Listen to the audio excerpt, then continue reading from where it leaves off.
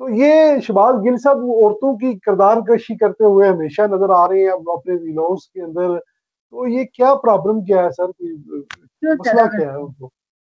Views ज्यादा मिलते हैं। देखिए देखिए, शहबाज गिल साहब एक अपनी जात के अंदर एक एक अंजुमन है, हाँ हाँ और हाँ। उस अंजुमन को समझने के लिए बहुत सारी अंजुमनों की जो है ना वो माइक्रो स्टडी की जरूरत है।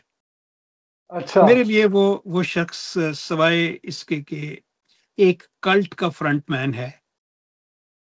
वो कल्ट के जो सवालात होते हैं, जो जवाबात होते हैं, जो उसकी मोटिवेशन होती है, हर कल्ट, आप कल्ट्स की हिस्ट्री पढ़ लें। डेविड कुरैश जो है वो लेटेस्ट था हमारे यहाँ पे, तो हमने तो उसका अंजाम यहाँ पे खुद, I was here in the United states, जब वो उसका उसको उसको उस असैसिनेशन हुआ था, देखा हमने।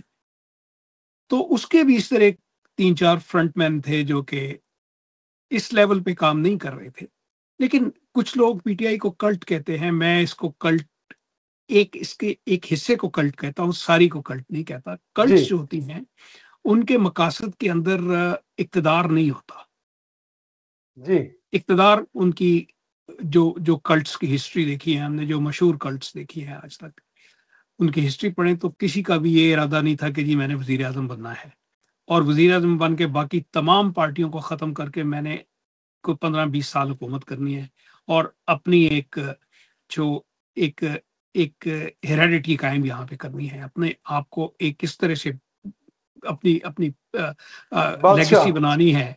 जी ऐसी लेगेसी बनानी है कि मैं मुल्क को हमेशा के लिए अपनी सोच के मुताबिक बदल दूं। ऐसा नहीं होता।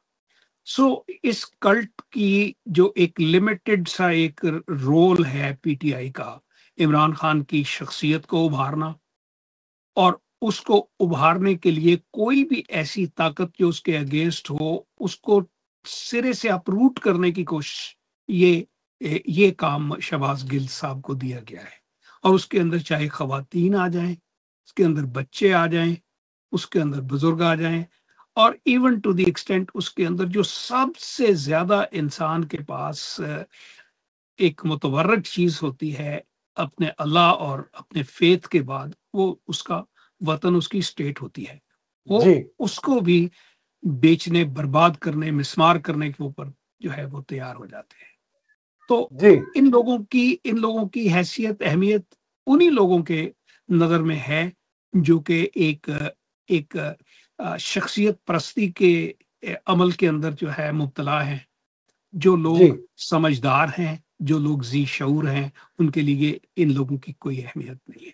एटलीस्ट उम्मीद नहीं है। मेरे लिए शहबाज गिल की या उसकी एक्टिविटीज की कोई अहमियत नहीं। ठीक हो गया सर, मुझे साथ ये भी टच कर लें कि ये जो अभी कहा जा रहा है कि 2025, जैसे रुकैया साहबा ने भी फरमा दी है